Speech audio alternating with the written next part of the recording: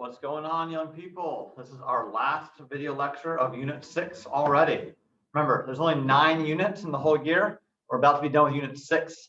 Today we're going to be talking about, we've spent a lot of time talking about kids and children. We're going to be talking about adolescence, so being a teenager, y'all's age, and then what happens as you get older, okay? So this will be due for our Thursday, Friday class. We'll spend our a little bit of time reviewing, and you'll take your test next week, okay? So make sure that you're making up quizzes, that you're staying with the work. If you missed any videos or classes, that you've gone through those notes and PowerPoints, watch those videos, email me if you have questions or need anything, okay?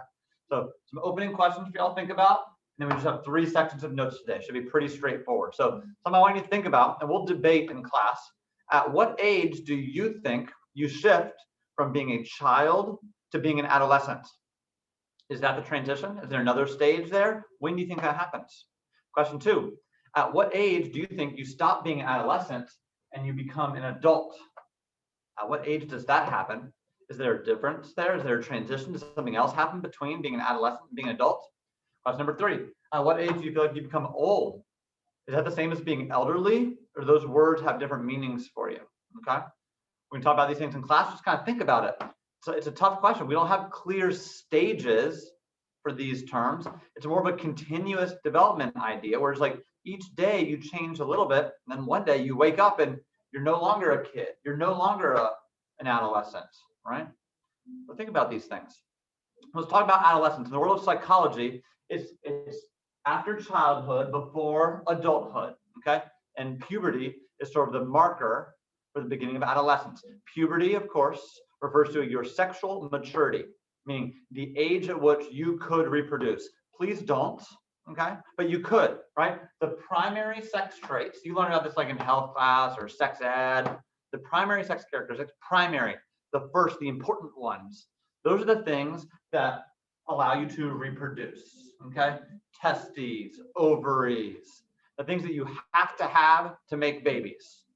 Now, your biological sex, which we'll be talking about later on, or referring to your chromosomes and the hormones in your body, that is tied not just to these primary sex traits, but secondary sex traits. So things that are specific to your biological sex that aren't necessary for reproduction, right? Hair that grows, boys getting Adam's apples, those things are not important for reproduction, but they are tied to the production of testosterone or the production of estrogen for gals, right? So these are signs of puberty, signs of adolescence. Menarche is the first occurrence of menstruation. For girls, it's like a very clear marker. For boys, it's not called menarche, it's called spermarche, okay? The first occurrence of an ejaculation, right? So it's ironic. The one that starts with men is actually one that applies to females. Spermarche, if you want to write that down off the side, is sort of the start of puberty and adolescence for guys, okay? Now, men, if you're having trouble remembering, this is what applies to women. You've heard of menopause, right? It's when a woman stops menstruating around age 45, 50, 55. Both of these roots refer to women and their development relating to their sex traits, primary sex organs, okay? So the research about what happens to you in terms of your mind during adolescence comes from 2 guys, David Elkin and Jeffrey Arnett. I'm asking you to write their last names down. It says there's a few things that happen as a teenager, and it's kind of the result of your brain growing a lot, new connections being formed, okay? So one thing that happens when you're a teenager is you feel like people are constantly watching you. Social media has not made this phenomena better. It's when teenagers kind of act like 4 and 5-year-olds and think that everything is about them, that people are watching them, critiquing them. And sometimes this leads to some self-centeredness on the part of teenagers, and it can lead to you to feel emotionally unstable, okay? You think you're being watched, you're thinking everyone's paying attention and cares deeply about what you're doing. You think that people watch your Snapchat posts or read all of your Instagram posts or are constantly, watching you update your life situation. They don't actually care that much, right? You might panic and freak out when you get a pimple. In reality, no one's really paying that much attention to you. Do you know why? Because they're too worried about their own situations. But everyone feels like they're performing for others. We call that the imaginary audience. No one really cares. No one is really watching you, but it feels like they are and that they're critiquing you. That's part of adolescence. Everyone experiences it, okay? Now, sometimes it's hard to believe that everyone went through teenage years, right? Your parents used to be teenagers, right? But something about your brain as an adolescent makes you feel like what's happening to you is unique, that no one's ever experienced it before. It's just you and that nobody can understand you. They call that the personal fable. This feeling that teenagers get, and we all get sometimes, that no one has gone through the things we are going through, okay? And they say, that's a fable. We actually do know what it's like to be a teenager because we've been teenagers before. We've been there, we've experienced and had the same struggles that y'all have had, okay? Maybe not to the exact same extent with the exact same forms of technology and pressures, but we've all experienced the types of things that you're feeling. Teenagers, y'all just don't get that sometimes. You feel like no one gets it. That's the personal fable, okay? Erik Erikson, so my psychosocial guy from our last video, he said that this whole time period of adolescence is all about trying to form your identity. So trying out different groups, interacting with different types of people to see what interests you, what makes you tick, what are you all about, okay? He says healthy development involves you trying out different things and really coming to learn what your role is. Now, do y'all feel like you go straight from being an adolescent to being an adult? Or do you feel like there's something in between? Back in the day, you went from being a kid to an adolescent to an adult. It was pretty straightforward. Nowadays, they developed a new terminology. They now say that there's something called emerging adulthood. And this is where Jeffrey Arnett's research comes in. It's fairly recent. They now say that you don't go from being an adolescent to being an adult, but there's a time period between like when you graduate high school and maybe you're like mid-20s, when like you might be an adult in the eyes of the law, but you're not quite there. Okay, you don't act totally like an adult. You maybe don't have everything together, right? You don't have your own insurance. You might not be paying your own cell phone bills. You might still get help from mom, dad, parent, guardian. You're still trying things out. You're still exploring.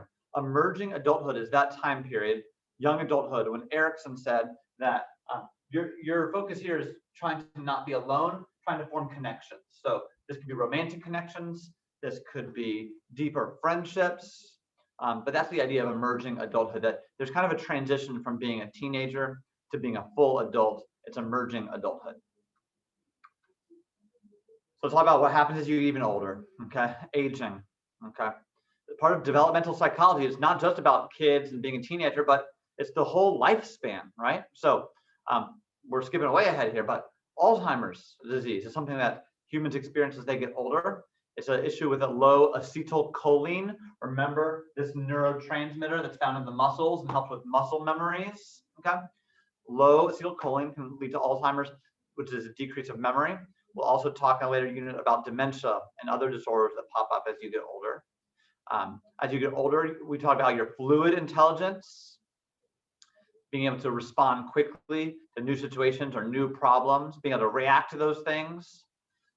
That decreases with age. You get worse at fluid intelligence, even though your crystallized intelligence, your crossword puzzle smarts, your accumulation of facts, that increases with age, but your fluid intelligence goes down.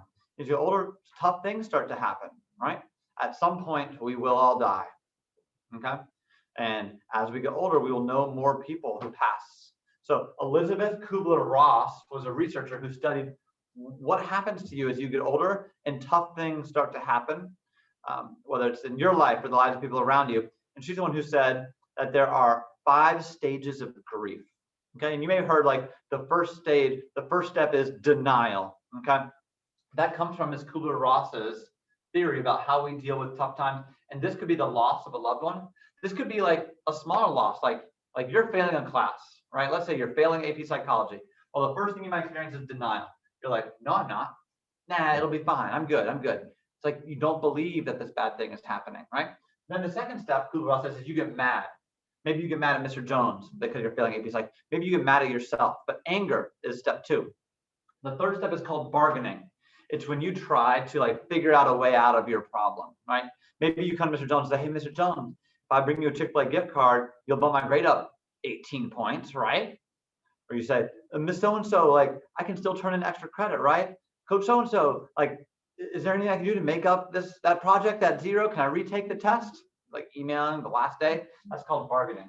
And when you realize that bad thing's still gonna happen, you're still gonna fail the class, the fourth step is depression.